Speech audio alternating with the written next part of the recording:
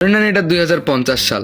ঘুম থেকে উঠলাম, শরীরটা ম্যাচ ম্যাচ করছে, চোখেও আর আগের মতো দেখতে পারি না। কোনো রকম চশমাটা চোখে দিয়ে হাতে লাঠিটা নিয়ে কোনো রকম বিছানা থেকে নামলাম। আস্তে আস্তে পায়ে হাঁটতে হাঁটতে চলে গেলাম নাতনির রুমে। নাতনিকে গিয়ে বললাম, কিরে ঘুম থেকে এখনো উঠিসনি?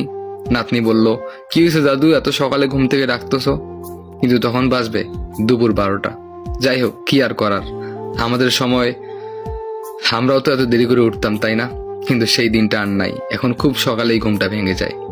নাতনি তাড়াতাড়ি উঠলো, উঠে আমাকে বলল, দাদু এখানে বসো, ল্যাপটপটা আবার হাত দিও না, আমি ফ্রেশ হয়ে আসি, স্কুলে যাওয়া লাগবে। আমি বললাম ঠিক আছে যা। তারপরে দেখলাম যে ল্যাপটপটা ওখানে আছে। যাই হোক, ভালো করে চশমাটা চোখে দিয়ে ল্যাপটপের দিকে তাকিয়ে দেখলাম ফেসবুক অ্যাপ।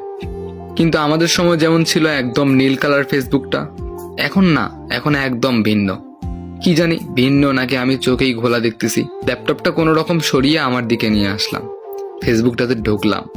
তবে ঢুকতেই কেমন যেন নাতনির অ্যাকাউন্টটা চলে আসলো। লগ আউট কিভাবে করতে হয় সেটাও ভুলে গেছি। অনেক ঘাটাঘাটির পর লগ আউটটা পেলাম।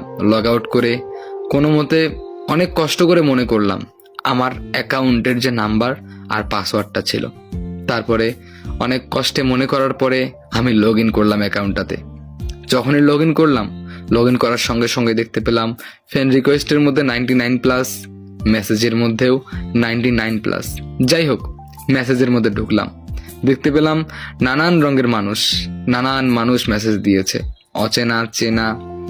তবে অনেক ঘাটাঘাটি করলাম মেসেঞ্জার ঘাটাঘাটি করতে করতে হঠাৎ করে একটা SMS চোখের সামনে ভেসে উঠল। সেই SMS-টা হলো আমার বন্ধুর। সেই 25 বছর আগে সেই মেসেজটা দিয়েছে। অনেক দিন থেকে যে ফোনটা হাতে নেই, তার লাস্ট SMS ছিল, বন্ধু শরীরটা খুব খারাপ রে, ভালো থাকিস। সেই বন্ধুটা মারা গেল, আজ 3 বছর হয়ে গেল। আর একটু ঘাটাঘাটি করলাম মেসেঞ্জারটা, অনেক দূর যাওয়ার পরে আরেকজনের SMS দেখতে পেলাম, যাকে কিনা আমি ভালোবাসতাম, যে কিনা আমার প্রিয় মানুষ ছিল।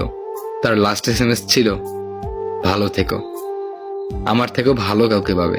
SMS-টা দেখে চোখ দিয়ে পানি পড়লো, কিচ্ছু করার নেই। তারপর তার অ্যাকাউন্টে ঢুকলাম।